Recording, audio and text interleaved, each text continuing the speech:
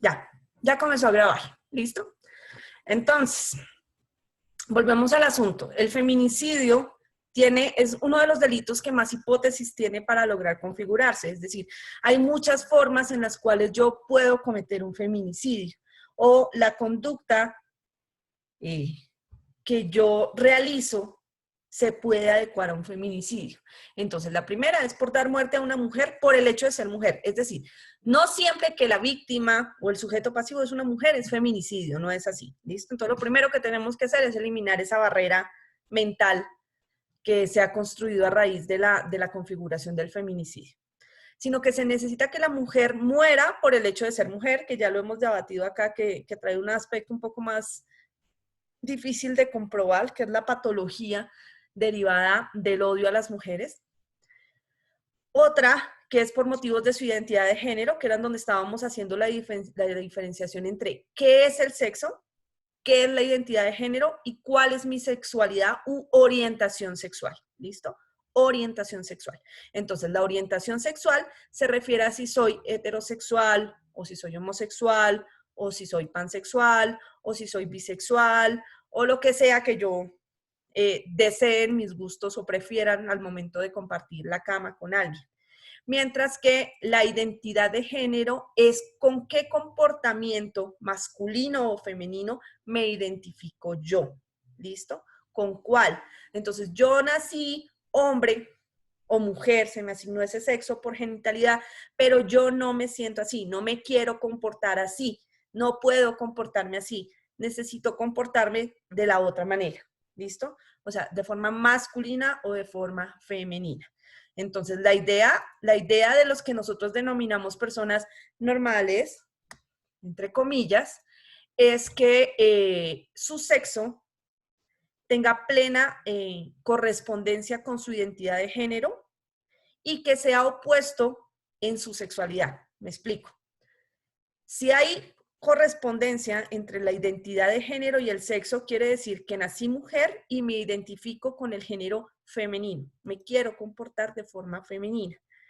Pero adicionalmente debo ser opuesta en mis gustos, es decir, no me gustan las mujeres, sino que me gustan los hombres. ¿Listo? Eso es lo que nosotros denominamos un comportamiento normal entre la sociedad, pero que realmente las personas que tienen diferencias entre los tres aspectos no tienen nada normal, simplemente son diferentes y son miembros de la comunidad LGBTI. ¿Listo? Entonces, adicional a esa situación, encontraremos que también es posible que el feminicidio se configure en donde haya concurrido o antecedido cualquiera de las siguientes circunstancias.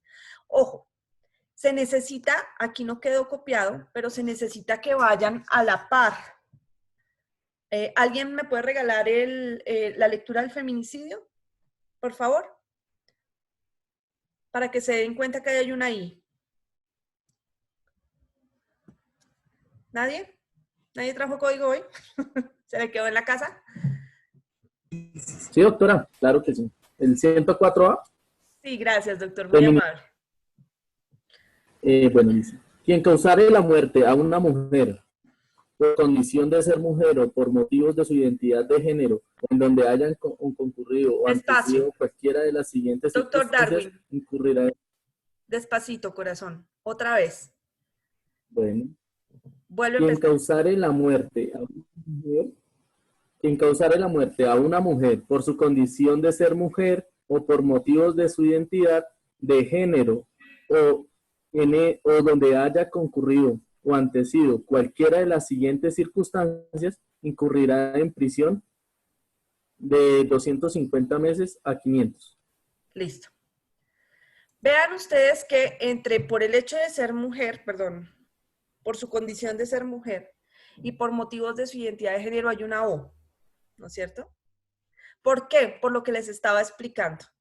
Que una cosa es haber nacido mujer y otra cosa es la identidad de género. Por eso es que hay O y no hay I.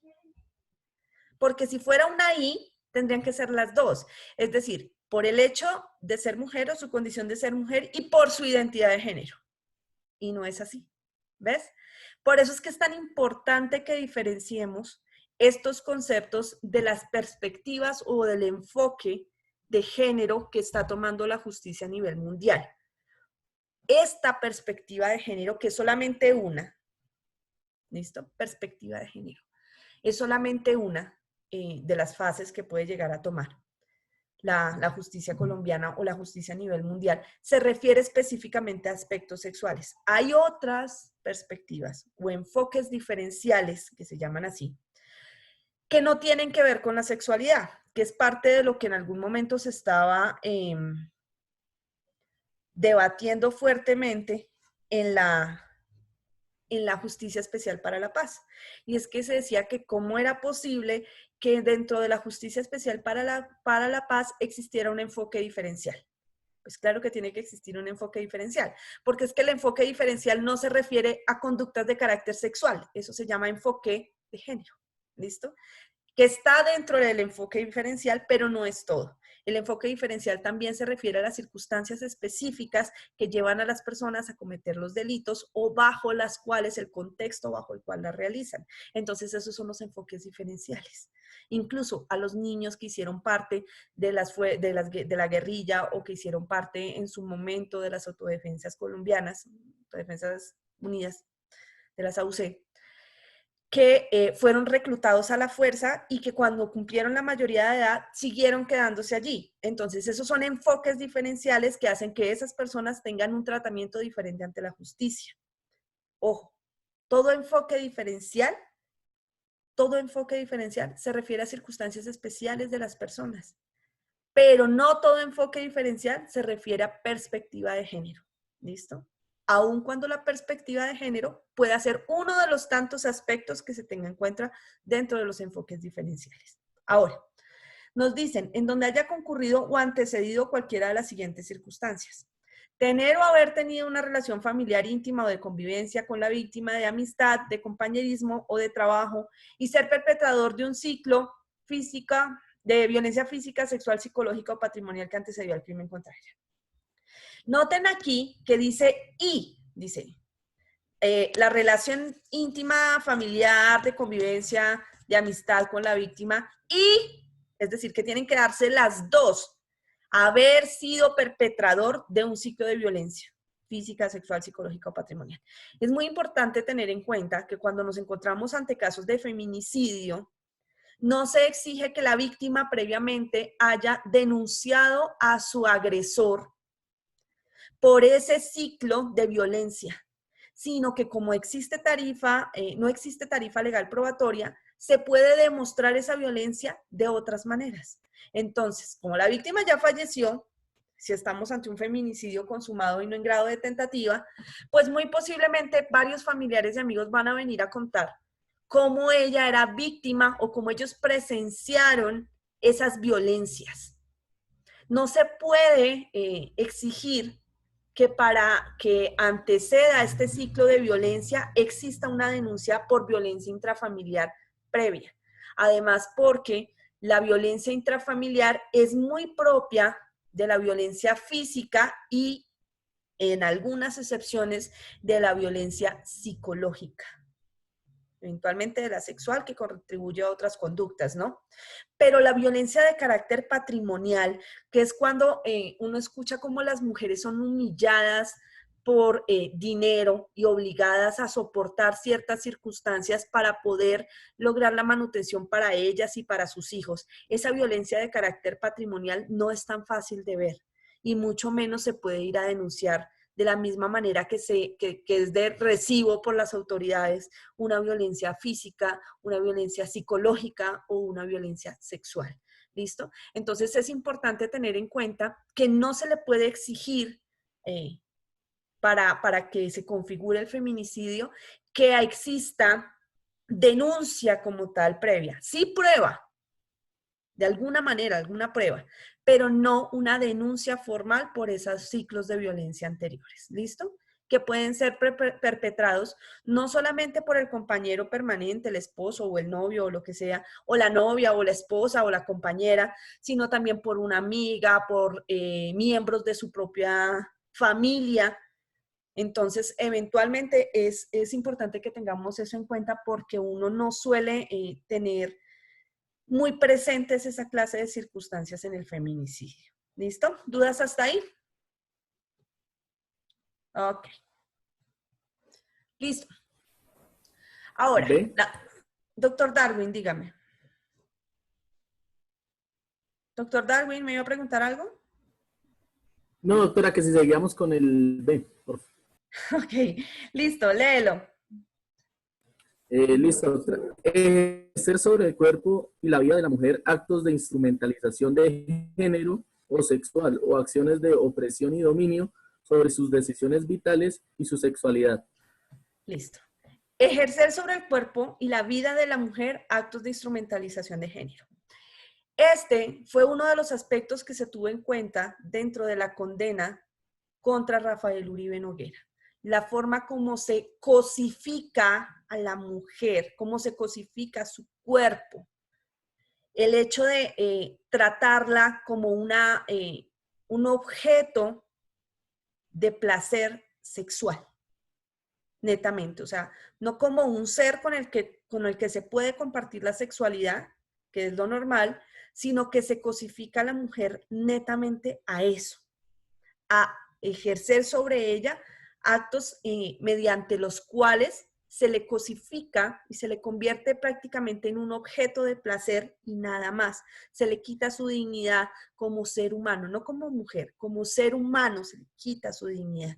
Entonces, ustedes lo vieron que parte del enfoque que hizo la juez 35 del circuito en esa sentencia, ella hizo un despliegue de en qué se me había materializado sobre el cuerpo de Juliana Zamboni esa cosificación, esa instrumentalización.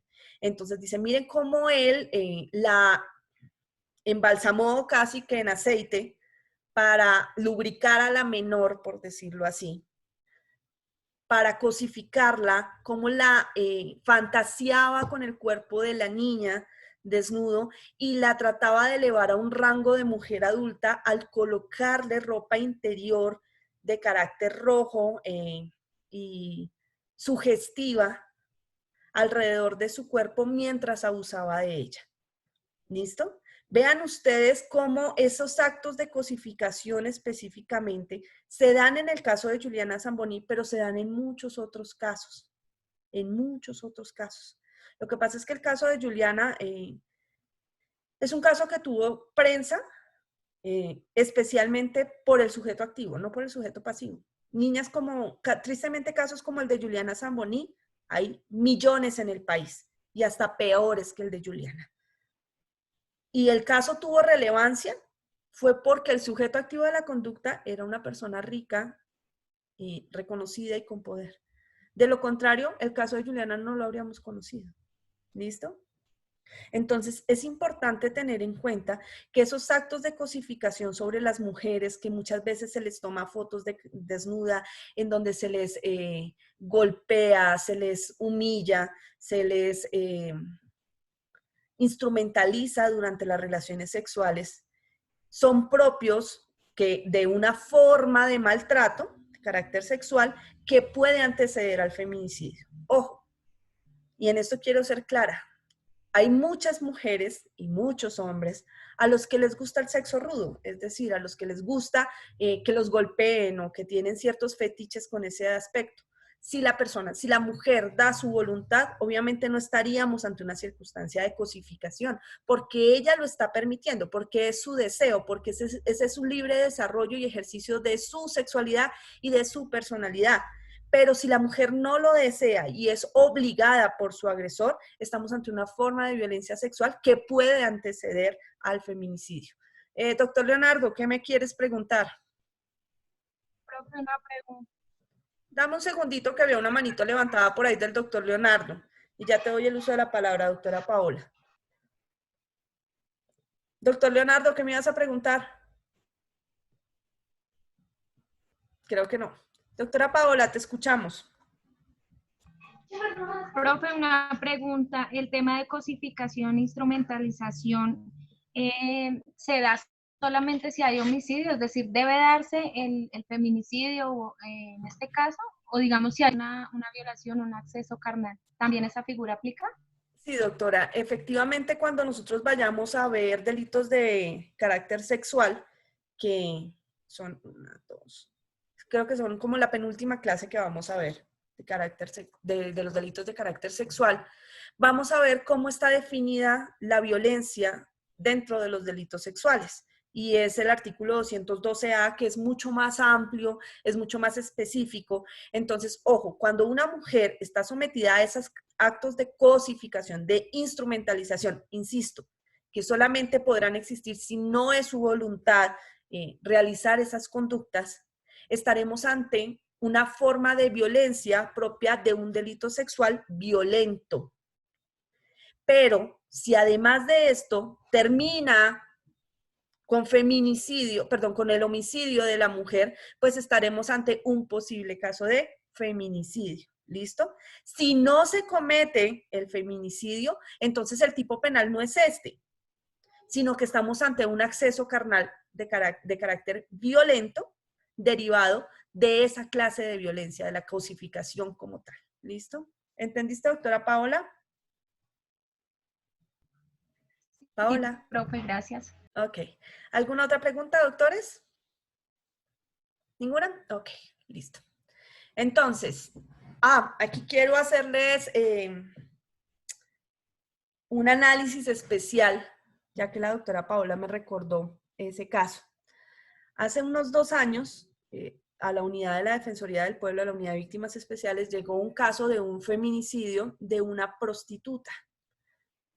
La mujer, bastante mayor, de raza negra, una señora ya con hijos grandes y de todo, ejercía la prostitución en la ciudad de Bogotá, en la zona de Tolerancia, en el barrio Santa Fe, y entró con un cliente, un muchacho de 18 años, joven, muy joven, ella tenía cerca de 50 años, y el joven pagó por tener relaciones sexuales con ella, y efectivamente cuando ya estaban dentro del motel, la llevó a un motel de la zona, procedió a amarrarla como parte del ejercicio sexual y luego con una navaja empezó a hacerle cruces por todo el cuerpo, en la zona genital, en los senos y pues en todo el cuerpo, hasta que poco a poco la fue desangrando. La amarró, le tapó la boca y la terminó asfixiando, y cuando ella estaba muriendo, eso se logró establecer a través de medicina legal, le dio varias puñaladas hasta que la mató. En ese caso, el delito fue clasificado como feminicidio precisamente por las circunstancias especiales que lanzaba la escena del crimen, aunada a las conclusiones de medicina legal frente a las heridas ante-mortem, es decir, anteriores a la muerte, y post-mortem, incluso las que estaban al momento en que ella estaba agonizando. Entonces, por la forma en que fue amarrada, por los rastros de lucha que tenía la mujer en su cuerpo, y adicionalmente por esas pequeñas heridas que se le causaron en diferentes partes del cuerpo, se logró establecer que no se trataba de un simple homicidio, sino que en ese caso se configuraba un feminicidio porque, si bien es cierto, era una trabajadora de carácter sexual, se cumplía con el literal B, y era que se le había dado muerte como consecuencia de una instrumentalización de género que había antecedido, incluso había concurrido al momento de haber realizado la conducta. Mientras el hombre el muchacho la estaba cortando en el cuerpo y la estaba apuñalando, continuaba penetrándola por diferentes cavidades, e incluso después de muerta continuó penetrando al cuerpo. Entonces es uno de esos casos en donde uno diría, bueno, listo, y si ella quiso y no quiso, puede ser feminicidio, ¿no? Entonces esos casos como ese que les estoy comentando pueden llegar a ser catalogados por feminicidio bajo las circunstancias específicas del caso. ¿Listo? ¿Alguna duda, doctores? Ok, avancemos. Cometer el delito. Doctor Carlos Alberto, cuéntame. ¿Qué pregunta tienes? Doctor Carlos Alberto, levantaste la mano y no te escucho. Doctora, buenas noches. Noches, sí, Mi señor. pregunta es la siguiente. Entendiendo que existe, quería preguntarle si existen diferentes tipos de feminicidio, entendiendo en relación a lo que usted ha hablado de la víctima, en relación con la víctima y el asesino y en la motivación para el crimen. Entonces quisiera saber si existen tipos de feminicidio. Tipos de feminicidio como tal, no. Lo que existen son circunstancias diferentes bajo las cuales puede configurarse el feminicidio, que son las que estamos viendo. Entonces, como tiene tantas hipótesis bajo las cuales puede llegar a configurarse, no es que sean tipos de feminicidio, sino que son formas de cometer el feminicidio. ¿Listo? Son maneras a través de las cuales se puede llegar a dar. ¿Me entendiste, doctor? O sea que si a mí me hablan de un feminicidio racial, cabría entonces dentro de la palabra feminicidio. Simplemente es feminicidio como tal, o un lesbicidio, o también puede ser un tipo de feminicidio íntimo y familiar, no sé. No, no, no, mira, si es un llamado feminicidio racial que me parece muy peculiar el término.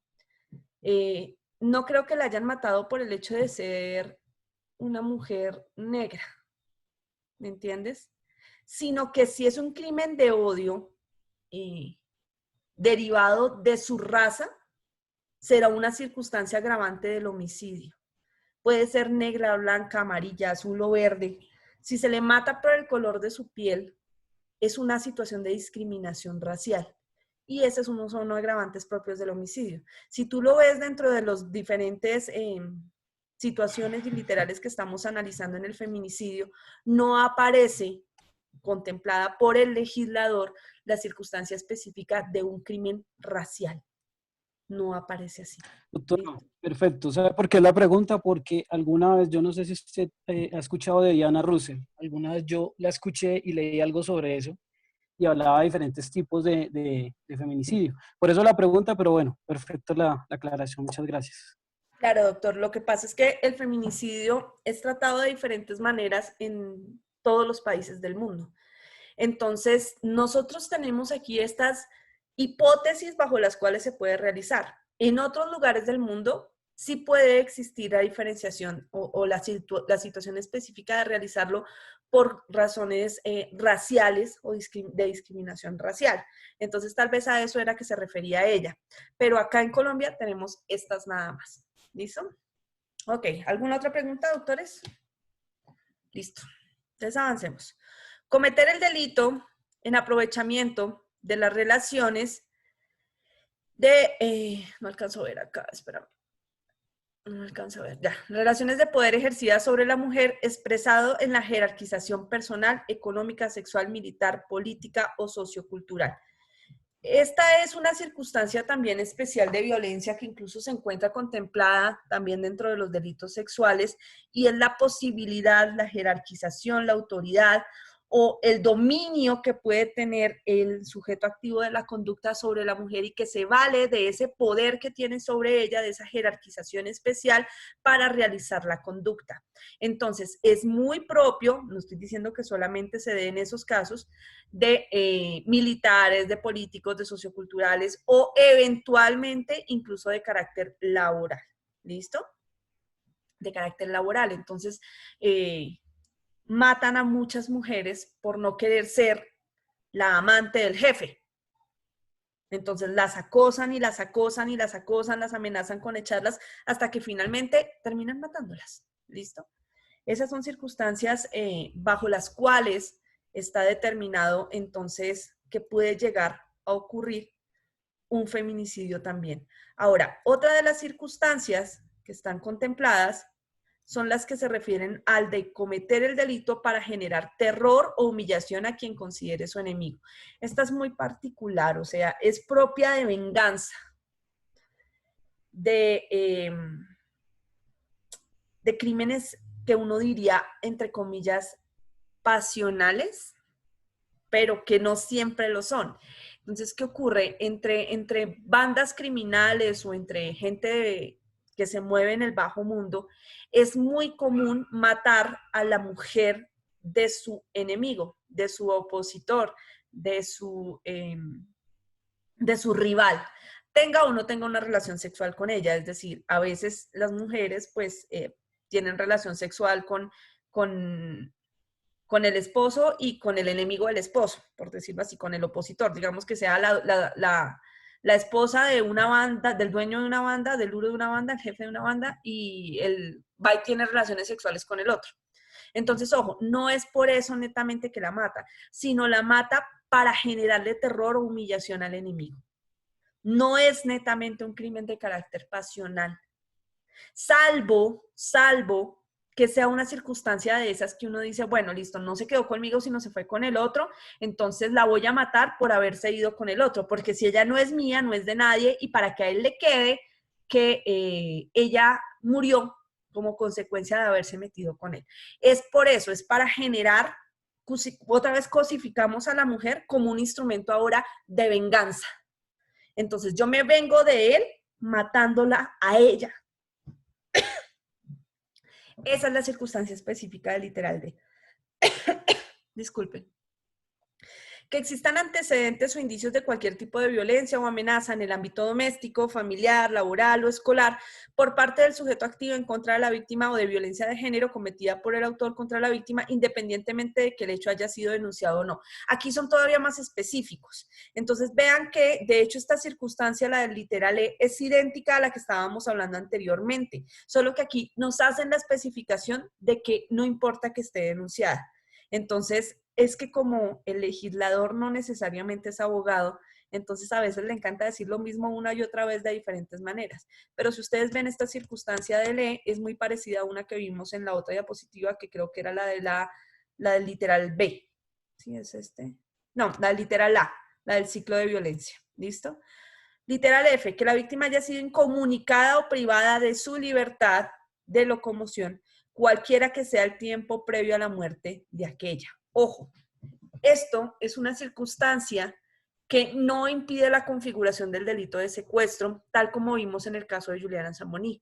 Se le privó de la libertad previamente a la realización de todas las demás conductas. Entonces, primero se le secuestra a la niña, luego, al parecer, se realizan las conductas de tipo sexual con ella y finalmente se le termina dando la muerte. De hecho, la fiscalía nunca pudo establecer si Juliana seguía siendo penetrada al momento en que ya estaba muerta o si estando agonizando estaba siendo penetrada. Se habla de unos desgarros específicos muy grandes a nivel genital que implican la violencia con la que ella fue tratada, pero esa violencia nunca se pudo establecer si fue mientras ella aún estaba con vida o si permaneció hasta cuando ella murió o incluso después de la muerte de Juliana. Esas circunstancias específicas se habrían podido ahondar dentro de la recepción del testimonio en juicio del perito que realizó el examen médico forense al cuerpo de Juliana. Pero como ustedes saben, este señor Rafael Uribe Noguera terminó aceptando los cargos, lo que implicaba que renunciaba al juicio y por ende no se iban a recibir ningún testimonio, sino que simplemente se basó la decisión de primera, incluso la de segunda instancia, netamente en lo que había escrito el perito correspondiente dentro del informe técnico médico legal de necropsia. ¿Listo? ¿Preguntas hasta ahí, doctores? ¿Ninguna? Sí, señora. Doctor Rodrigo y luego el doctor Luis. Señor doctor Rodrigo.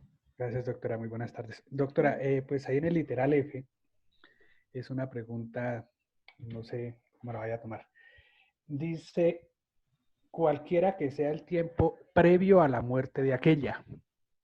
Que en una clase anterior hablábamos del secuestro, que el secuestro después de un minuto ya era secuestro. Si la muerte de la femenina ocurre a la semana, al mes, también a la parte activa también se le puede colocar el delito también de secuestro. Claro que sí. Gracias. Concursan perfectamente. Además, recuerda que el delito de secuestro es un delito de ejecución permanente. De eso era lo que habíamos hablado. Y al ser un delito de ejecución permanente, se mantiene en el tiempo hasta que la víctima sea liberada o muera. Una de las dos. Entonces es perfectamente posible y de hecho debe hacerse la imputación del concurso del secuestro con el feminicidio, independientemente de cuánto tiempo estuvo la víctima privada de la libertad. ¿Listo? Ojo, acá dice que la víctima haya sido incomunicada o privada de su libertad. Es decir, que son dos cosas diferentes. Una cosa es privarla de la libertad y otra cosa es incomunicarla. Pueden estar las dos presentes, la privo de la libertad y la incomunico. Pero si yo, digamos, le quito el celular, le prohíbo que vaya a visitar a su familia, que es muy propio de estos actos de violencia, prohíbo que vengan a verla, todas esas circunstancias, así la mujer no esté privada de la libertad, conllevan también a que se configure el literal F. Es decir, que es posible que haya un feminicidio si antes o concurrentemente con el hecho existió esta incomunicación. ¿Listo? Doctor Luis, ¿qué me ibas a preguntar? Luis López. No, profe, ya. ¿Ya? Ok. Entonces, Doctora, yo tengo una preguntita. dígame, doctor Darwin. Doctora, es que mire, me quedó una incógnita en el caso de la niña Zamboni, digamos, antes de que ella muriera, digamos, si fue penetrada, ¿qué diferencia tiene que la hubiera penetrado después ya, cuando ya estaba muerta, mejor dicho? Me quedó esa incógnita, o se le agrava, o no sé. Gracias, doctor Darwin. Efectivamente, dentro de los tipos penales como tal, no aparece esa situación. Es decir, no es una circunstancia especial de agravación o de aumento punitivo. Pero recuerdas que cuando vimos individualización de la pena, encontramos que cuando el juez ya determina el cuarto del cual va a partir, en el cual va a hallar la pena, va a tener en cuenta unas circunstancias especiales para no moverse en el mínimo de ese cuarto, sino para ponderar. Se llaman las circunstancias de ponderación dentro del cuarto. Y una de esas circunstancias es la mayor intensidad del dolo. Entonces, ojo, una cosa es que yo cese cuando la mato y otra cosa es que continúe. Es decir, mi intencionalidad, mi intensidad del dolo es tan grande que ni siquiera arrebatándole la vida a la víctima, dejo de penetrarla, dejo de lesionarla. Y eso demuestra una mayor gravedad de la conducta basada en la intensidad del dolo. Entonces el juez lo tiene o lo puede tener en cuenta para aumentar la pena significativamente dentro del cuarto, incluso para llegar al máximo, como ocurrió en el caso de Juliana Zamboni, que su señoría ponderó la pena dentro del respectivo cuarto y le aumentó considerablemente sobre ese cuarto. Obviamente no le dejó el mínimo, sino que le aumentó la pena para que nos diera la pena que nos dio aquí. Es importante tener... Dejaría la máxima, en ¿Cómo? este caso. Estaría en el cuarto de la máxima pena, ¿sí? ¿Es así? No. O sea, estaría dentro del máximo del cuarto. El No dentro máximo del del cuarto máximo ni dentro de la máxima pena. ¿Listo? Son diferentes. ¿Listo? Bueno, Es gracias. importante tener en cuenta, gracias doctor Cruz, que en el caso de Juliana Zamboni existe una circunstancia especial y es que ustedes analizaron la sentencia de primera instancia. Esa sentencia de primera instancia fue apelada por la Fiscalía y por los apoderados de las víctimas al considerar que la pena no era la que debía ser. La juez hizo un aumento, creo que quedó en 56 años, y en el Tribunal Superior de Bogotá se aumentó la pena para dejársela en 58. La Fiscalía estaba pidiendo el máximo legal en Colombia, que eran 60, creo que se la dejaron en 58 en segunda instancia, y ni siquiera le aplicaron los 60. Pero 56, 58, 60, para un tipo de 30 y pico de años, sin derecho absolutamente nada por la clase de delito que cometió, implica una cadena perpetua. Esa es la clase de análisis que me gustaría que ustedes empezaran a hacer frente a circunstancias de esa criminología, de esa reacción mediática de querer imponer penas como cadenas perpetuas en Colombia cuando tenemos penas tan altas como estas frente a delitos de carácter sexual contra menores. Entonces, ¿para qué una cadena perpetua? Además, porque, pues esto se los comento así como a manera de chisme. Ustedes tal vez han escuchado que en Estados Unidos se dicen condenas y lo condenaron a 3 cadenas perpetuas sin beneficio de excarcelación. Pero a ver, ¿qué estupidez es esa? Las cadenas perpetuas en Estados Unidos no son perpetuas, son penas de 25 años. Es decir, una cadena perpetua son 25 años, 2 cadenas son 50 años, y así. Por eso es que ponen tantas cadenas perpetuas. Entonces, incluso nuestras penas están mucho más altas que las de muchos países del mundo en cuanto a sanciones de carácter sexual contra menores. ¿Listo? Doctora Almarales, ¿qué me ibas a preguntar? Doctora, muy buenas noches. Muy buenas noches, doctor. Bueno, referente a lo que estamos hablando en este momento y una grabación del homicidio que es la sevicia, en este caso, ¿cuál sería la diferencia cuando me dices que va más allá de la muerte, la intensidad del dolo? ¿O es lo mismo? Gracias, doctor Camilo. Muy buena pregunta. De hecho, ayer olvidé ese tema que también lo trataron dentro del caso que resolvimos durante Semana Santa. El caso de las iglesias extraterrestres. La sevicia suele confundirse mucho con la cantidad de heridas que se le causa a la víctima. ¿Listo? Es importante tener en cuenta que la sevicia y la tortura son muy parecidas. La sevicia implica incrementar el dolor y el sufrimiento de la víctima y mantenerlo en el tiempo lo más posible, evitando que muera. ¿Listo? Eso es sevicia. Entonces, por ejemplo, dicen, no lo voy a matar a uno, no lo matan a uno de un tiro en la cabeza, que es lo más rápido, sino lo vamos a matar lentamente. Entonces lo vamos a empezar a hacer sufrir. Como este caso que les digo de la mujer prostituta que tuve. El tipo no quería que ella muriera. Él disfrutaba haciéndola sufrir. Entonces, por eso le causaba heridas muy pequeñas para no comprometer órganos vitales y que no se le acabara la diversión tan rápido. ¿Listo? Entonces, eso es una circunstancia propia de la sevicia. La sevicia y la tortura se parecen. Pero, ¿qué pasa? La sevicia es una circunstancia de agravación específica del homicidio, y la tortura es un delito autónomo. ¿Por qué? Porque es que la tortura tiene un ingrediente normativo del tipo, y es que se mantiene a la persona en esa situación, en tratos crueles, en inhumanos, en degradantes, aumentando su dolor, para obtener de ella una confesión o una información. Si no es para eso, no hay tortura. De hecho, en el caso de Juliana Zamboni, en principio se habló de tortura, pero la fiscalía tuvo que quitar ese tipo penal porque no la había. No había la tortura. Lo que había era una sevicia eventualmente. Pero como la sevicia es agravante del homicidio y no del feminicidio, lo que hizo la juez fue ponderar la circunstancia especial dentro del cuarto porque no estaba como agravante específico del tipo.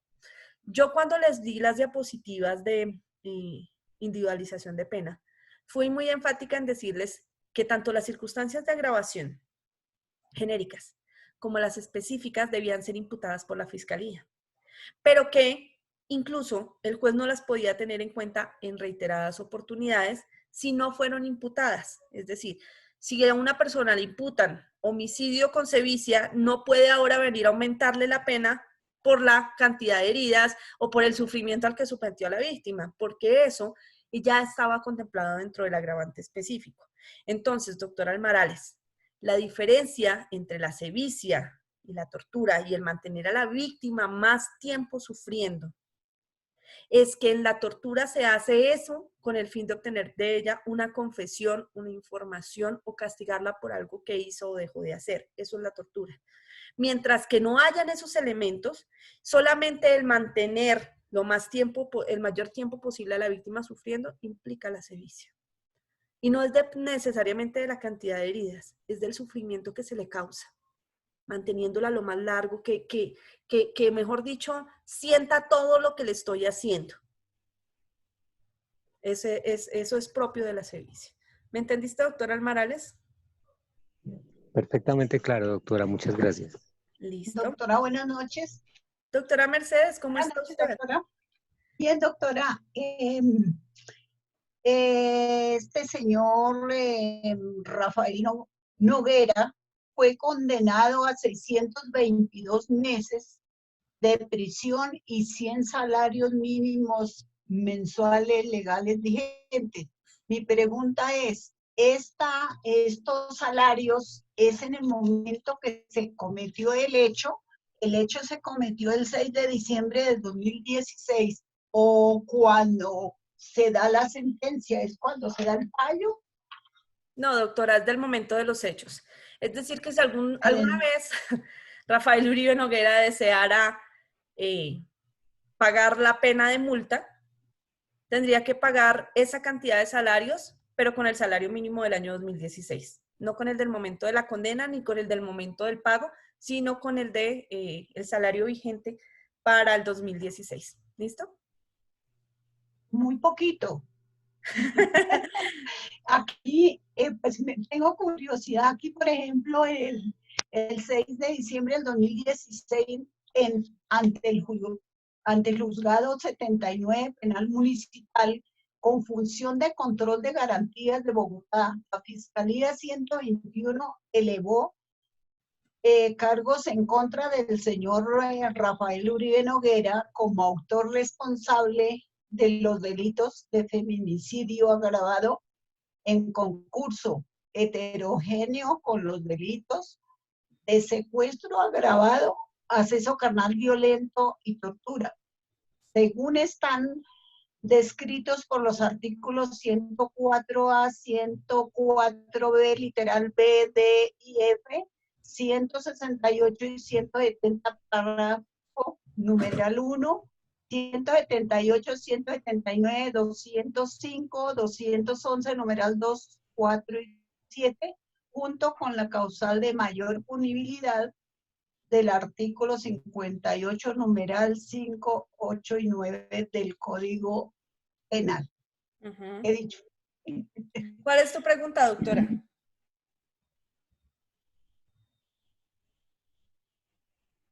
Doctora Mercedes, ¿cuál es tu pregunta? Yo tengo una pregunta. Doctora, la que yo le había preguntado era de cuál era la fecha que para los salarios, si era cuando se cometió el delito o cuando dieron el fallo. Ok, pero ahorita eso que me dijiste, ¿para qué era? Solo que leí ese párrafo. Ah, ok, gracias, doctora. Doctora Pineda, ¿tienes alguna pregunta? Sí, señora. Cuéntame. Pues tenía muchas, pero ya se han ido aclarando. Yo quiero saber por qué a ella le imputan secuestro, dice secuestro simple agravado, y cuando uno ve la individualización de la pena y cómo la tasaron frente a los meses del secuestro simple.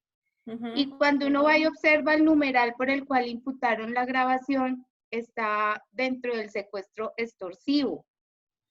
Entonces yo me confundí por eso, porque el agravante del secuestro está dentro del numeral 170 y dice que es exclusivo para el secuestro extorsivo, y pues los verbos rectores del secuestro extorsivo pues son totalmente diferentes. Claro, mira la parte final del secuestro extorsivo. ¿Señora? Mira la parte final del secuestro extorsivo. De los agravantes del secuestro extorsivo. Voy. 170, ¿sí? ¿La parte final es cuál? El inciso final, creo. Es que a mí sí se me quedó mi código por fuera de acá. ¿Las penas señaladas para el secuestro simple? No. ¿Qué dice parágrafo? Sí, creo que es el parágrafo. Sí, ahí está. Las penas señaladas para el secuestro simple se aumentarán de una tercera parte a la mitad cuando concurren algunas de las circunstancias anteriores, excepto las enunciadas en el numeral 11. ¿Ves? Ok. Ahí está. Eso. Bueno, y lo otro es, ¿por qué dentro de las reglas que nosotros vimos en clase, que dice que en el segundo cuarto medio alto se ubicarán cuando existe la igualdad entre atenuante y agravante, ¿por qué la juez se ubica dentro de el primer cuarto medio bajo y el segundo cuarto medio alto? ¿Por qué no se ubica en ese tercero si ella dice que que está acudiendo al artículo 55, numeral 1 y al artículo 58, numeral 5. ¿Por qué no se ubicó solo en el segundo, cuarto, medio, alto? Porque eso implicaba un mínimo de pena, el máximo partiría de 575 meses y no de 550. Y ella toma un rango muy alto. Ya vamos para allá. Justo a esa pregunta, doctora Carolina Pineda, era la que yo quería que se hicieran después de analizar toda la sentencia. Y es, ¿pero por qué Liliana González nos dice que son 4 cuartos y que hay reglas para ubicarse en cada cuarto? Entre esos el primer cuarto medio y el segundo cuarto medio. Y la juez 35 del circuito, cuando hace la individualización de la pena, se refiere a 3 cuartos y no a 4. Es decir, ella habla del cuarto mínimo, de los cuartos medios, así los dice, y del cuarto máximo. Es decir, está hablando de 3 cuartos, ¿no es cierto? Lo que pasa es que si tú ves estrictamente las reglas del artículo 60 y del artículo 61, nos dice que se ubicarán en los cuartos medios ¿cuándo? O sea, no nos dice que sean 2 cuartos, sino como si fuese un solo gran cuarto. El del primer cuarto medio y el segundo cuarto medio. Los ubica como si fuera un gran cuarto. Entonces, la regla jurisprudencial no es la ley, es la regla jurisprudencial la que establece eso que les enseñé yo de cómo se desplazan entre los 2 cuartos medios. Entonces, ¿qué hace su señoría? Ella dice, como es un solo gran cuarto, el cuarto medio, entonces empieza en el mínimo del primer cuarto medio y termina en el máximo del segundo cuarto medio, es un gran cuarto. Entonces, yo me ubico en el mínimo del primer cuarto medio, pero pondera y termina en el segundo cuarto medio. Cuando tú haces el ejercicio de dividirlas cuarto por cuarto, te das cuenta que ella en realidad se ubicó en el segundo cuarto medio, nunca en pero con el mínimo. Claro, pero con el mínimo, pero cuando empezó a ponderar, lo dejó en el cuarto que era. Bueno, y tengo otra pregunta. Dime. ¿Por qué si la máxima pena que se puede imponer en Colombia son 60 años, que eso equivale como a 720 meses? Cuando uno lee el tipo penal del secuestro, lo dejan en 600 meses. No te entiendo. O sea, cuando uno hace la conversión, de 28 años y 40 años y lo pasa a meses, y le aplica esa mitad que habla el parágrafo de los agravantes, eso no da 600 meses, eso da como 627 meses. ¿Y por qué el tipo penal lo cierra a 600 meses? Porque recuerda, doctora querida, que cuando estás individualizando pena con varios delitos, es cuando tú puedes poner el máximo de 60, pero no por cada delito, sino por todos los delitos sumados. ¿Me entiendes? Pero por cada delito individual no puedes pasar de los 50. Y ahora, cuando estableces el delito de la pena mayor, los otros a los que les vas sumando por el concurso, entonces, por ejemplo, en este caso creo que el delito mayor era el feminicidio. Entonces, sobre el feminicidio tenía que aumentarle por el acceso carnal, por el secuestro y eventualmente por la tortura. Al subirle por todos esos, ella tenía un tope máximo de 60 años. No se los impuso. Creo que le impuso 56, ¿no? Pero ojo, 51. Cada uno de los aumentos, una vez obtiene el delito de feminicidio, no puede llegar a tomarse el aumento por el mínimo del delito que sigue. Entonces, si el feminicidio tiene una pena mínima de 600 meses, por decir algo, no estoy mirando el código, de 600 meses, y el acceso tiene una pena mínima de 144 meses, ella no le puede poner 144 meses al aumentarle por el secuestro, sino que tiene que hacerlo por debajo de los 144. ¿Por qué? Porque es regla matemática. Así lo dice el código. Entonces dice, por eso, no le pero por esa regla matemática. ¿Cómo? Pero por esa regla matemática, el delito base que tenía más pena era incluso el secuestro. No, el feminicidio porque estaba agravado. Pero cuando ella lo toma como delito base y usted hace la conversión, aplicándole esa mitad que dice el parágrafo le da 672 meses. y en total son 56 años. Y Ya, esa ya pena... te entendí la más pregunta. alta. Lo que pasa es Sí, que porque cuando cogió... hacen los aumentos por los agravantes y como estamos en un Sí. solo delito, no puede superar los 50 el máximo. Entonces ella lo deja en 50. ¿Me entiendes? Ah, ¿Ya? sí, Entonces, no el entendí. máximo de cada delito no puede superar los 50 años. Así nos dé más, no puede superar los 50 años, entonces se deja en 50. Pero cuando ya estamos sumando por los concursos, podemos llegar hasta 60. ¿Listo? Que era lo que quería la Ah, ok. fiscalía y por eso Bueno. se apeló. Qué pena con todos ustedes y fue un poco... Pero para llegar a los 60, doctora, para llegar a los 60 es con los agravantes. La pena máxima No. los 50, pero con los agravantes a 60, o ¿por qué llega? No. Para llegar a Con los 60 es concursos. por el aumento de cada delito, de cada concurso. Entonces, si son 4 delitos, podemos por todos sumaditos pueden llegar a 60. Pero cada uno de ellos no puede superar los 50. ¿Listo? Es eso. Ok, gracias. Listo. ¿Quién me iba a preguntar algo más? ¿Nadie? Ok. Doctora, buenas noches. Doctora Ayala, señor. Una pregunta. Cuando usted dice que al principio la fiscalía quería imputarle tortura a Rafael Uribe Noguera, ¿Se la imputó? sí, pero cuando quitaron la tortura, no fue pensando en que no se fuera por un homicidio agravado, sino más bien dejarlo en feminicidio. Es decir, porque si se les hubiese ido por homicidio agravado con tortura, la pena hubiese sido mucho menor. ¿Ellos no habrán pensado en eso Claro. para quitar el tema de la tortura? Claro. Yo personalmente tengo una opinión muy especial del caso de Rafael Uribe Noguera.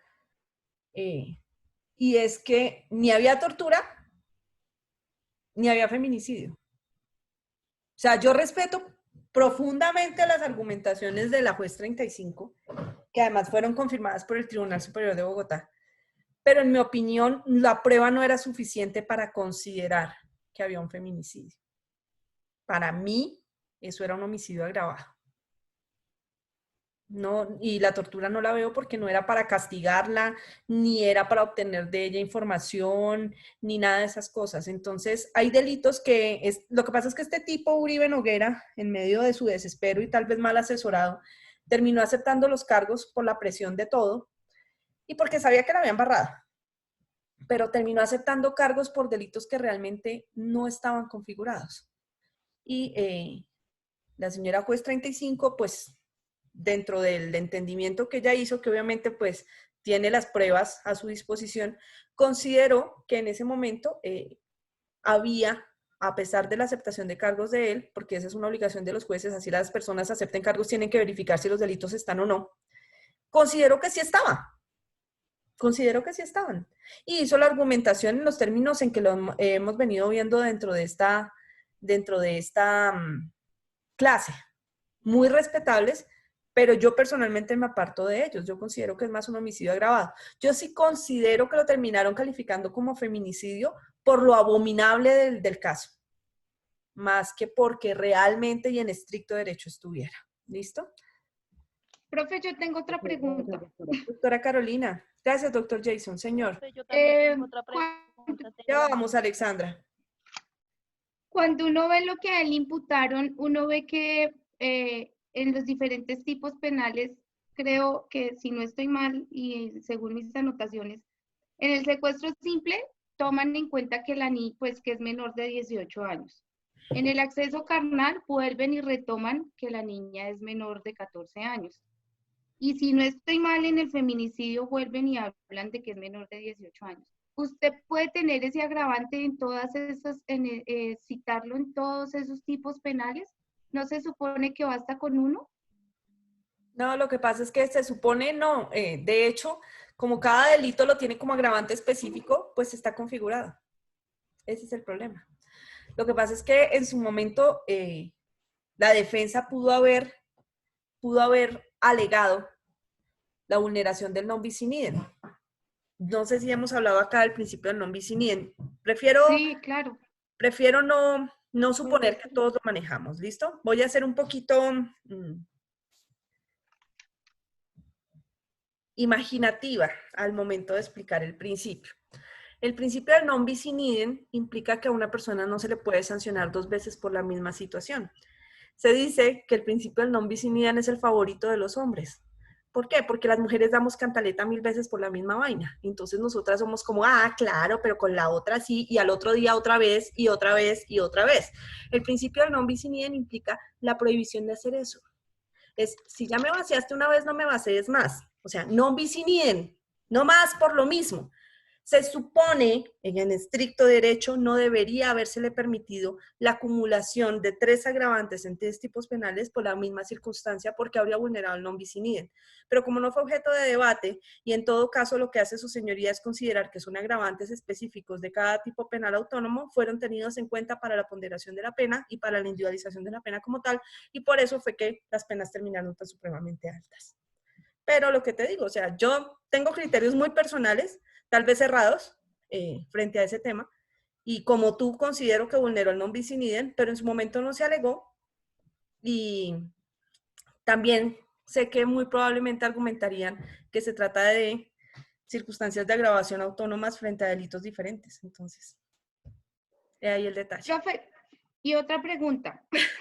La última, doctora Carolina, para darle el uso de la palabra a la doctora Villabón. Señora. Bueno, ellos inicialmente en la imputación, en el escrito de imputación, alegaron el numeral 7 en el delito de acceso carnal por el tema, algo así como discriminación de raza, de etnia, y también había algo por el tema de económico, como de discriminación. Ellos lo retiraron en la acusación, ¿sí?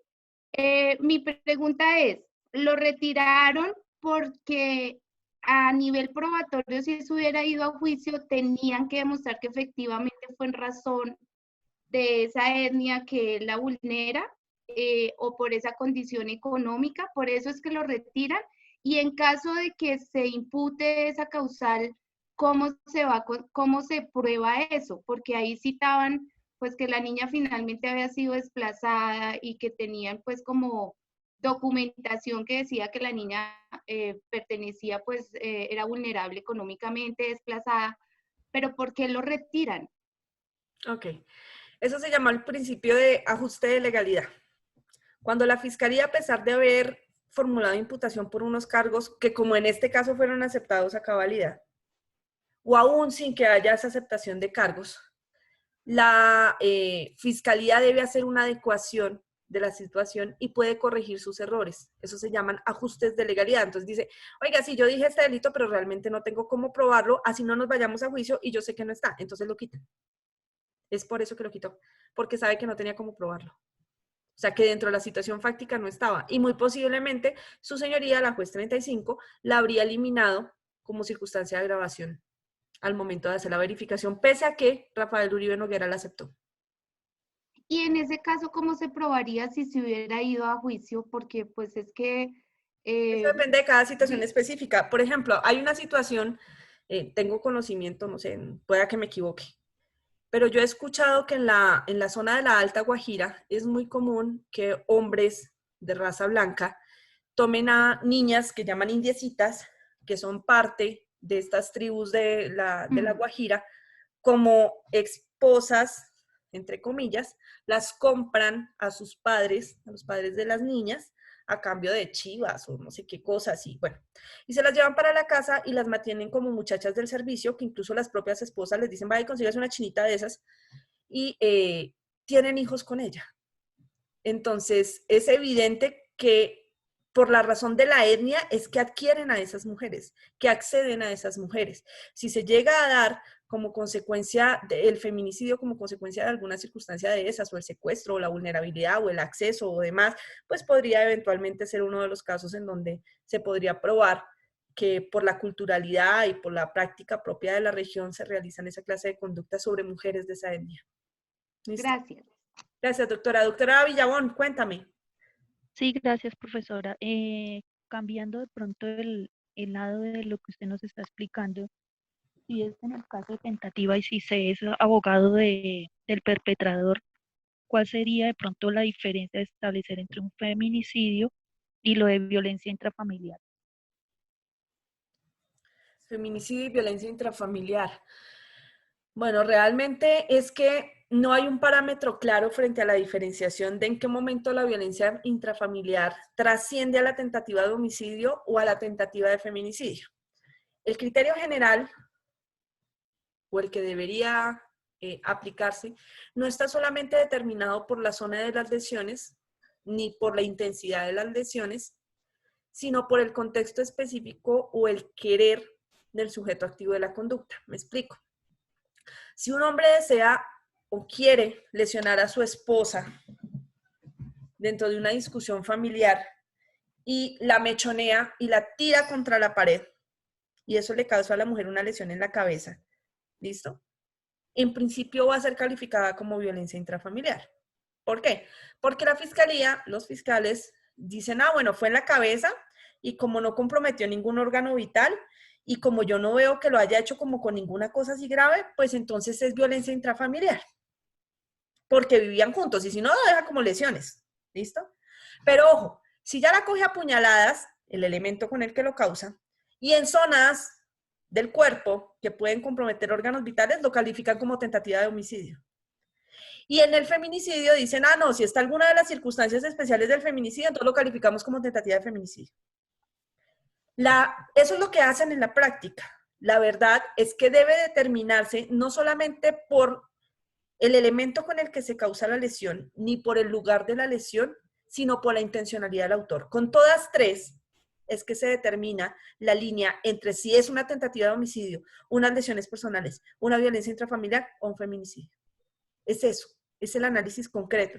Entonces, por ejemplo, si el tipo la cogió, lo que te digo, en el caso que tú me dices, si estás defendiendo al agresor, el tipo la cogió y le pegó durísimo contra la pared, y la mujer cayó ahí y quedó, no sé, en coma. Entonces la fiscalía va a decir que es tentativa de homicidio. Y además, si antes le pegaba también, entonces va a decir que es tentativa de feminicidio. ¿Qué es lo que tiene que establecer la defensa? ¿Cuál es la intencionalidad del autor? O sea, ¿no cree que si la fuera a matar le haría algo más diferente que mandarla contra la pared? Esas son cosas como de análisis y de teorías del caso específicas que se pueden llegar a plantear para destruir las capacidades o las teorías del caso o las facultades probatorias de la fiscalía, porque realmente es que terminan casi que suponiendo que siempre que se golpea a una mujer y que la golpiza puede ser grave, o en un lugar donde se comprometan órganos vitales, es que él se le quería matar, y no necesariamente es así. Como pasó, por ejemplo, con el caso de Natalia Ponce. O sea, yo personalmente no estoy de acuerdo en que eso haya sido tentativa de homicidio. Para mí eran unas lesiones terribles, terribles. Pero yo no veo la intencionalidad de matar. Porque este tipo lo que quería era desfigurarla. O sea, realmente si él hubiera querido matarla, no creo que hubiera recurrido a un ácido. Por lo general, quien acude a un ácido para lesionar a una mujer es porque quiere desfigurarla, no porque quiere matarla. ¿Listo? ¿Me entendiste, doctora Villabón? Sí, profe, gracias. Y una última pregunta, discúlpeme. Sí, señora. Si el caso ya está fallado y la persona ya se encuentra cumpliendo la pena, ¿hay alguna forma de pronto de revisar el caso y como lo que están intentando con este señor Andrés de lo del caso Uribe? Es decir, si ya está la persona se declaró culpable, ya está cumpliendo su condena, ¿hay una forma de pronto de revisar el caso y lo que usted acaba de decir, esa persona estuvo mal asesorada? Sí, claro. Lo que pasa es que los recursos ordinarios dentro del proceso penal son solamente reposición y apelación, ¿no? Bueno, y eventualmente queja, pero contra sentencia solamente procede apelación. Entonces, una vez procede la apelación, existe un recurso extraordinario que se llama casación, pero la casación solamente tiene 60 días después de la sentencia de segunda instancia para interponerse. Si no se interpuso a tiempo, ya no se puede interponer. Pero existe una acción constitucional, no es un recurso, una acción constitucional que se llama la acción constitucional de revisión, que es solo para materia penal. Y en esa lo que se hace es que durante los 5 años siguientes a la firmeza definitiva del caso, ya sea en segunda instancia o porque se anuló la casación o lo que sea, después de eso, si aparece una nueva prueba, que si hubiese sido o tenido en cuenta o no se tuvo en cuenta en su momento y habría cambiado todo el hecho, se revisa la sentencia y se devuelve al grado de tribunal, como a la segunda instancia, y vuelve y se toma en cuenta esa prueba nueva para determinar entonces si la condena está bien o no. Es un recurso extraordinario, por decirlo así, no es un recurso, perdón, es una revisión, es una sentencia, es una herramienta excepcional, constitucional, excepcionalísima, y que solamente predica cuando exista una nueva prueba o una prueba que no fue valorada en su momento, no fue tenida en cuenta, y que habría cambiado el curso del proceso. De lo contrario, no hay más que hacer. ¿Listo? Ok, ¿alguna otra pregunta? Ok, avancemos. Entonces, vamos con los agravantes del feminicidio. Entonces, dentro de los agravantes del feminicidio, nosotros tenemos, cuando el autor tenga la calidad de servidor público, es decir, cuando se trate de un sujeto activo calificado, y desarrolle la conducta punible aprovechándose de esa calidad. Ojo, aprovechándose de esa calidad. Claro, no es que todo el que sea esposo y trabaje en el Estado y cometa un homicidio contra su esposa, automáticamente se le agrava y se considera feminicidio. No, es que se necesita, es que por su cargo, en virtud de su cargo y de su calidad de servidor público, se aprovechó de eso para poderlo realizar. ¿Listo? Entonces, por ejemplo, no, es que yo soy el jefe de la unidad de protección y entonces aproveché y le quité los escoltas a mi esposa para poderla matar, ¿ves? Porque yo soy el jefe de la unidad de protección. Cosas como esas son las que hacen que se configure el agravante. Cuando la conducta punible se cometiere en mujer menor de 18 años o mayor de 60 o mujer en estado de embarazo. Esta se le tuvo en cuenta dentro del caso de Juliana Zamboní, porque obviamente ella tenía menos de 18 años, creo que tenía 7 al momento de los hechos.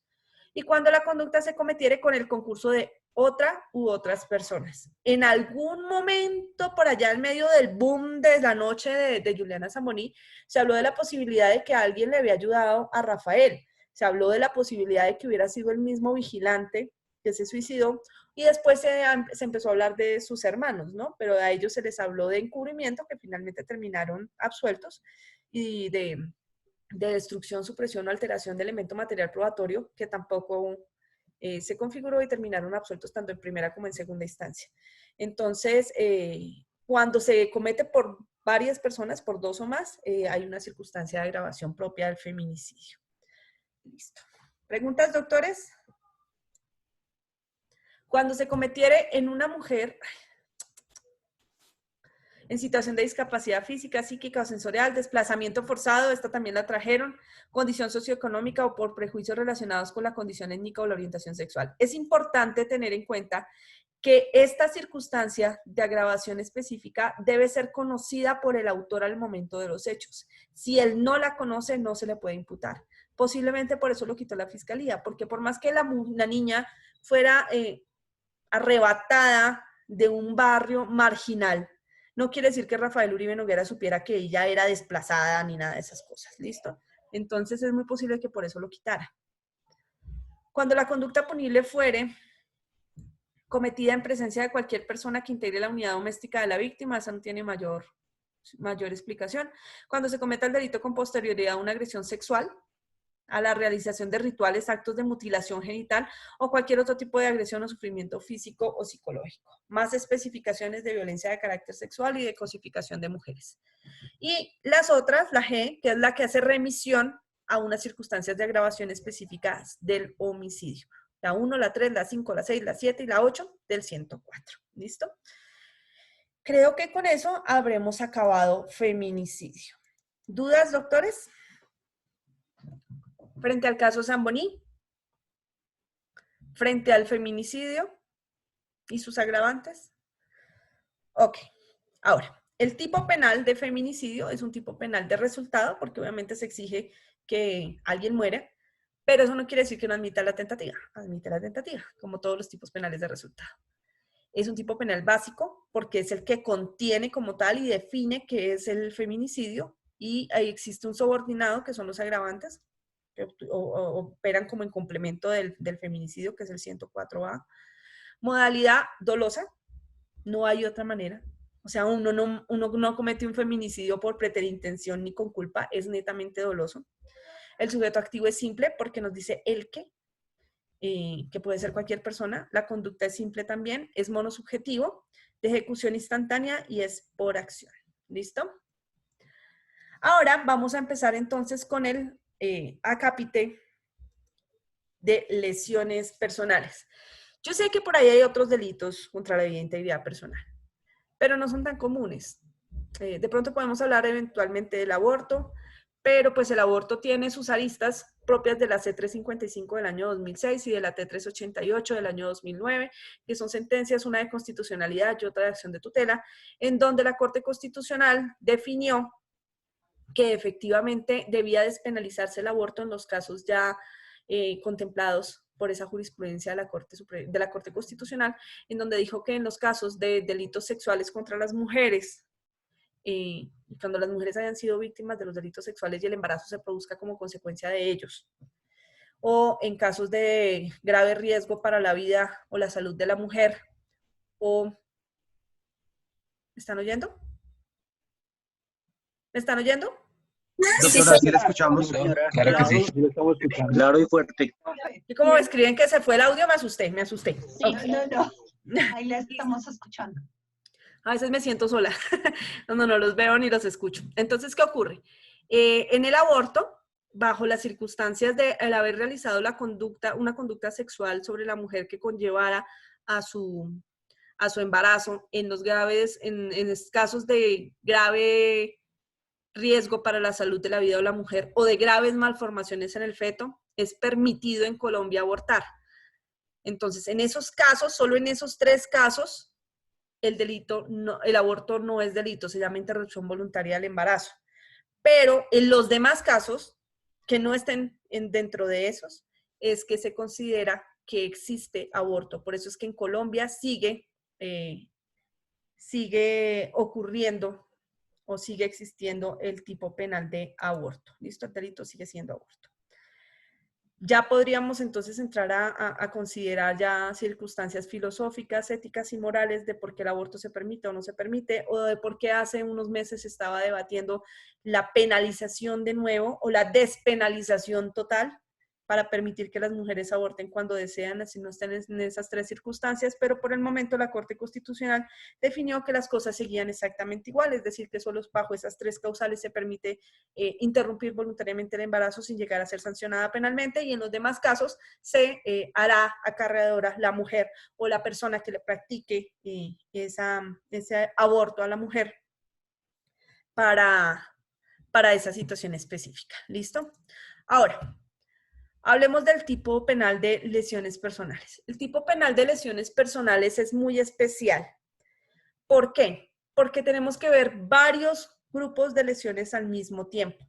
Hay un tipo penal básico, que es el de artículo 111 del Código Penal, que está aquí copiadito, que dice, el que causare a otro daño en el cuerpo o en la salud incurrirá en las sanciones establecidas en los artículos siguientes. De ahí para allá, usted va a encontrar diferentes artículos que establecen diferentes penas. Yo aquí le hice un resumen de cómo es que funcionan esos artículos. Entonces, los artículos dependen de 2 situaciones. Primero, del tiempo de incapacidad, que están en esta parte de acá que dice menos de 30 días es una pena, que es la más suave. Más de 30 días sin pasar de 90 días es la siguiente. Y la más grave, que son de más de 90 días. Además, a la incapacidad pueden darse las llamadas secuelas. Las secuelas que se clasifican en deformidad física, perturbación funcional, perturbación psíquica y pérdida anatómica o funcional. Ojo, la deformidad física puede ser transitoria o permanente. Lo que nosotros por lo general entendemos por deformidad es una cosa macro, ¿no? Pero no. Por ejemplo, una persona que se caiga, entre comillas, durante una pelea, o a la que se le corte, o a la que se le dé un golpe, o no sé qué, si le queda cicatriz, la cicatriz es una deformidad física de carácter permanente. Una cicatriz, sin importar el tamaño de la cicatriz. ¿Listo? Puede ser transitoria o puede ser permanente. Entonces, hay ocasiones en donde a las personas se les ve una deformidad física, pero es transitoria. Entonces, ¿qué pasa? A una persona le dan un puño en un ojo. Se inflama el ojo, entonces hay deformidad física. Pero puede ser de carácter transitorio porque cuando baje la inflamación, pues el ojo vuelve a ser el mismo. Entonces, esa deformidad física es eso. Es importante tener en cuenta que la incapacidad médico-legal no es la incapacidad en la que nosotros nos basamos normalmente para trabajar, ¿me entiendes? A pesar de que el tipo penal dice incapacidad para trabajar, realmente no es así, es incapacidad médico-legal. Me explico. Si a esta persona le dan un golpe en el ojo, pum, pum, como le ha ocurrido a muchos hombres, espero que a ninguna mujer, y ojalá a ninguno de los hombres les hubiera pasado, pero es más común en ellos que se den golpes. Entonces, pum, se dio un golpe en el ojo, le dieron un golpe en el ojo.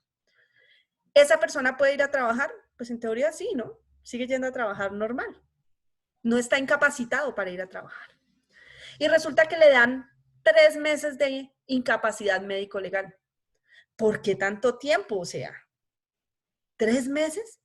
Ojo, la incapacidad médico-legal de la que se habla en las lesiones personales, en el tipo penal de lesiones personales, se refiere al tiempo que le toma al cuerpo sanar los tejidos para volver a ser el mismo. Entonces, si a usted le dieron un golpe en el ojo, primero le toma unos días desinflamar. Después que se le quite el morado del ojo. Que ustedes, todos los que nos hemos hecho un morado alguna vez en cualquier parte del cuerpo, sabemos que los morados, los negritos, los hematomas, pasan por todas las fases del arco iris. Entonces, al primero son rojos, luego son negros, después son morados, después son verdes, amarillos, cafés, hasta que finalmente vuelven a quedar normal. Todo ese tiempo es el que está tomando el cuerpo para sanar. ¿Listo? Entonces, la incapacidad, esto de menos de 30 días, más de 30 días, más de 90 días, es lo que evalúa el médico que va a tomar el cuerpo en sanar por completo o en volver al estado anterior. Entonces, siempre los dictámenes de lesiones van a aparecer con los 2 factores. El primero, el término de incapacidad, y el segundo, las posibles secuelas. Hay veces que dice sin secuelas médico-legales de una vez en el primer reconocimiento médico-legal. Y hay veces que le dice incapacidad de 30 días con secuelas a definir, a establecerse en segundo reconocimiento. Entonces, después de los 30 días, vienen y miran a la persona otra vez, el médico lo revisa en medicina legal y le dice, no, sin secuelas, o no, sí le quedó una secuela. ¿Cuál es la secuela? Una deformidad física de carácter permanente, o una perturbación funcional que se refiere más a los órganos como la visión, la audición y demás. Una perturbación de carácter psíquica que es un poquito más difícil de establecer, pero existen las especialidades dentro del Instituto Colombiano de Medicina Legal del Instituto Nacional de Medicina Legal para poderlo hacer. Y una pérdida anatómica o funcional. Las pérdidas anatómicas o funcionales se refieren a los órganos o a los miembros. Entonces, los órganos como tal serán, por ejemplo, el órgano de digestión, el órgano de la visión, de la audición, de la sensibilidad, etcétera, etcétera. Y los miembros ya son amputaciones. ¿Listo? Amputaciones. Entonces, hay personas que pueden terminar bajo cualquiera de estas secuelas. Entonces, es importante que ustedes aprendan a leer los dictámenes de medicina legal de incapacidades médico-legales o de lesiones no fatales, que se llamaban así, en donde no solamente les van a dar este rango del tiempo de incapacidad, sino los tiempos de deformidad. Ojo, esto llega mucho al consultorio jurídico de la universidad. La gente llega con esto, con estos dictámenes. Es importante que usted tenga en cuenta que no se puede realizar imputación, no se puede establecer la pena hasta tanto no haya un dictamen definitivo frente al término de incapacidad y frente a las secuelas. Por ejemplo, a una persona le atropella un carro. Entonces la persona llega a nosotros nos llega mucho del SITP. Entonces, no, que lo atropelló un SITP, que no sé qué, que sí se llama, listo. Entonces nos llegan allá al consultorio para que nosotros lo representemos como víctimas dentro del proceso penal. Y usted mira el dictamen de medicina legal y dice incapacidad de más de 90 días con secuelas a definir. Es decir, todavía no están definitivas. No se ponga usted a establecer posibles perjuicios cuando sea calidad de víctima con eso. ¿Por qué? Porque usted no sabe cómo va a quedar la persona. Como no le han definido las secuelas, usted no puede establecer realmente cuál va a ser su grado de afectación de por vida para establecer los perjuicios de carácter económico. Ahora, si usted lo está haciendo como defensa, usted debe, al momento de que si lo llaman a imputación, decir, su señoría, es que la pena no puede ser esa, no la sabemos porque a este momento no hay un dictamen definitivo de medicina legal y entonces yo solicito que no se haga la audiencia de formulación de imputación hasta tanto no se establezca de forma definitiva tanto la incapacidad como las secuelas para que mi cliente sepa exactamente cuál es la pena a la que se podría ser merecedor. ¿Listo? Entonces ahí lo van a ver ustedes como en consultorio jurídico, como defensa y como apoderados de víctimas. Doctora Elvia, señora. Profe, yo tenía una pregunta. Lo que pasa es que, digamos, si uno lo agreden y uno responde con un gas pimienta, ahí sería una posible denuncia por utilizar un agente químico, pues digamos la persona quedó, digamos, varios días sin ver o algo así, digamos 3 días, pues porque uno le roció el gas pimienta, ¿ahí qué pasaría? Pues muy posiblemente te lo imputarán, ¿no? Pero si es un ladrón y tú lo hiciste bajo ese presupuesto, se les bajo una causal de ausencia de responsabilidad y es la legítima defensa. Ok, dale, gracias, profe. Ok. Doctor Eddie, ¿tienes alguna pregunta? Sí, doctora, buenas noches. Buenas noches. Si una lesión se causa en un brazo, por decir algo, en el antebrazo, y le deja una deformidad, ¿se considera también como deformidad? Es La decir, deformidad le puede deja ser una en cualquier secuela. parte de tu cuerpo.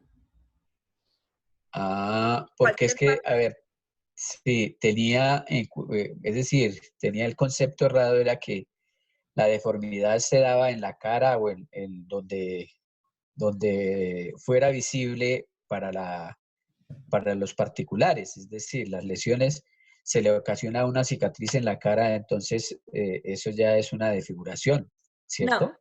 no, mi doctor ¿No? Eddie, lo que pasa es que la deformidad que afecta el rostro tiene una pena mayor, porque es lo que te ven. A todos lo que nos ven es la cara, ¿no es cierto? Entonces, las deformidades Es como un físicas que agravante, afectan ¿no? el rostro aumentan la pena. Sí, es como un agravante. ¿Listo? Y si Perfecto, además gracias. se realizan con agentes químicos, pues la pena también se dispara. ¿Listo? Es importante tener en cuenta que las lesiones con agentes químicos, que apareció como tipo penal autónomo, fue como consecuencia del caso de Natalia Ponce. ¿Listo? Antes no lo había. Antes era un agravante específico de una de las circunstancias de uno de los delitos de las lesiones. Ahora quedó como tipo penal autónomo. ¿Listo? Entonces, hay todas estas secuelas y todas estas incapacidades se ven en el dictamen médico legal. Entonces, aquí tenemos el ejemplo de un dictamen médico legal para que ustedes más o menos se familiaricen con lo que deben entrar a mirar, ya sean como defensores o como apoderados de víctimas, ya sea en consultorio jurídico o en el ejercicio profesional. Lo primero que hay que ver siempre es en esta parte de acá que dice asunto, nombre de la paciente, identificación, es la fecha del estudio, la fecha del examen. Acá dice arriba ciudad y fecha, Bogotá, 5 de... Espérate porque es que el cuadrito no me deja ver. Ya. 5 de mayo del 2015. ¿Por qué? Porque muchas veces ocurre que el esposo, la esposa, el señor, la señora, los amigos, los enemigos, se pelean. Y usted dice, no, yo lo empujé y ya y me fui. Y a los 15 días le llega a usted citación para audiencia de imputación y el tipo aparece con un dictamen en donde, mejor dicho, una incapacidad terrible de deformidades. Y usted, pero si yo solo lo empujé, es importante ver la fecha de los hechos y la fecha del examen. Porque es posible que entre la fecha de los hechos y la fecha del examen, la persona haya recibido una lesión distinta y se la estén achacando a su cliente. Entonces, es muy importante tener en cuenta la fecha de las dos, la correspondencia entre la fecha de las presuntas lesiones y la fecha del examen de medicina legal. Ahora, nos dice, los exámenes de medicina legal tienen una parte que se llaman las anamnesis. La anamnesis es la historia que da la persona cuando llega a medicina legal. La anamnesis también se trabaja en dictamen de embriaguez y también se trabaja en dictámenes sexológicos. Entonces, es la historia que le dan al médico de medicina legal las presuntas víctimas de por qué están ahí. Entonces, el médico les pregunta, ¿y por qué vienes tú? No, yo vengo porque es que mi esposo me choneó y me cortó la cara. Entonces, ¿el dónde va a buscar lesiones? Pues en la cara.